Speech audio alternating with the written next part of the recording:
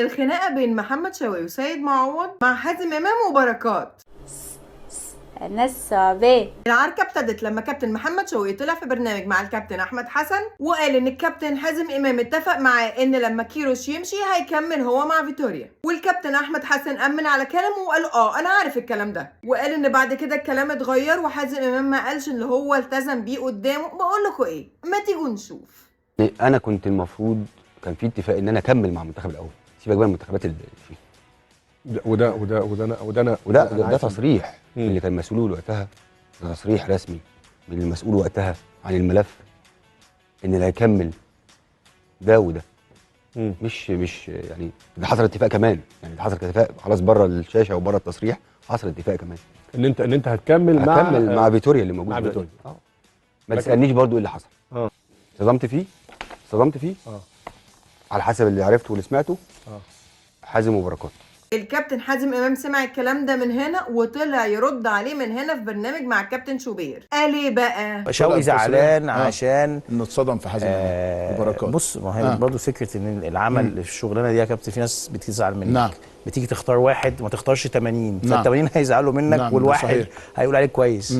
طب بتتفق معاه ليه وبتقول له ليه طالما انت مش هتختاره وهيبقى هو الواحد من ال80؟ لو فيها احتمال واحتمال لا يا كابتن قول له هنشوف وربنا يسهل، لكن ما توعدش لو مش هتقدر توفي، لو مش قد الكلمه ما نقولهاش. على العموم كمل. فلما جه فيتوريا انا ما اعرفش فيتوريا، فحاولت على عصام، فالراجل قال لي يعني حاولت عصام وشوقي. نعم. قال لي لا انا معايا المدربين بتوعي فيتوريا مرضيش. هو مين اللي جايب فيتوريا اصلا يا كابتن؟ مش حضرتك اللي جايب فيتوريا؟ مرضيش بكلام حضرتك قلته له؟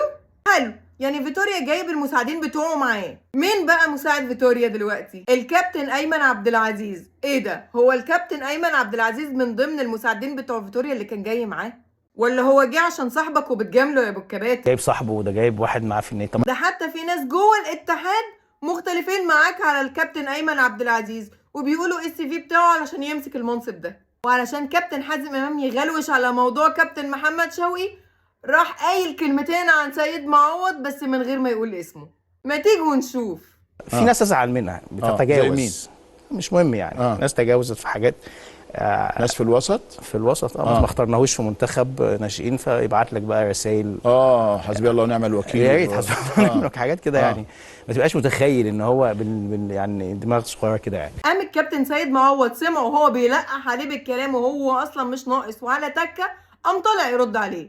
انا لازم اوجه رساله لحازم امام عضو اتحاد الكوره. هو حازم متكلم مع الكابتن شوبير وما قالش اسمي. صحيح. انما انا عارف ان هو بيتكلم عليا وهو عارف ان هو بيقول الكلام عليا. انا عايز اوجه له رساله بس صغيره جدا. انا طالع في برنامج ساعه اهو وبطلع مع شبابنا يومين في الاسبوع. صحيح. فسهل جدا اطلع اقول حاجات كتيره جدا واقول حاجات كتيره جدا واقول مواضيع كتيره جدا، وانا مش هعمل كده. مش خوفا من حد، الحمد لله ما بقلقش من اي حد. صحيح. ايا كان منصبه يعني. انما عشان حاجه واحده بس، الرسول عليه الصلاه والسلام في حديث من الاحاديث بيقول ان من صفات المنافقين اذا خاصم فجر. يعني هو زعلان من سيد ان هو انت بيقول ان انت بعت له رساله ورساله يعني احزنته او زعلته يعني.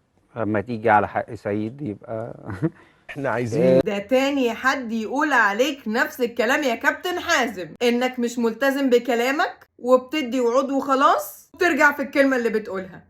الحاج اسماعيل طول عمره بيرجع في كلامه، ومعلش يعني مقضيها مجاملات وكده، ومقضيها في شغلك مجاملات. مش مين اللي يصلح للمركز ده، والمنتخب رايح في داهيه من شويه. اما بقى خلاف صاحب العمر بركات مع الكابتن سيد معوض. احنا عايزين لا يا سيد عشان ما عنديش وقت. اهمهم بركات بس.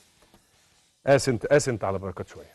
برضه نفس المشكله، موضوع ناشئين 2005. ومين اللي رشح الكابتن وائل رياض في ناشئين 2005 اللي كان عايز يدخلها الكابتن سيد معوض؟ هو صاحب العمر كابتن بركات. ده مش صاحب العمر وبس، ده كمان شريك في الشغل، شريك في مطعم السمك المعروف. طبعا صدمة كابتن سيد معوض كانت صدمة كبيرة في صاحب عمره ان هو ما يرشحوش في حاجة زي كده، وخصوصا ان هو في الاتحاد. وده الشيء الشيء. حط نفسك مكان سيد معوض ده، لا بلاش منه الواد ده، هيبقى احساسك ايه ساعتها مع صاحب عمرك؟ وده طبعا نفس اللي حصل مع كابتن حازم امام، بس صدمته كانت كبيره قوي مع كابتن بركات. بيعاتب فيها كابتن بركات زي الرساله اللي بعتها كده لكابتن حازم امام واللي كانت زعلته قوي، بيعاتبوا فيها على اللي عمله معاه. وطبعا الرساله كانت صعبه جدا والكابتن بركات ما استحملهاش. في ناس كتير حاولوا يتدخلوا في الموضوع ده عشان يصلحوا ما بين كابتن سيد معوض وكابتن بركات، بس الحقيقه صدمه كابتن سيد معوض كانت كبيره جدا لدرجه ان هو مش قادر يسمع هو ليه كابتن بركات رشح الكابتن شيتوس مكانه.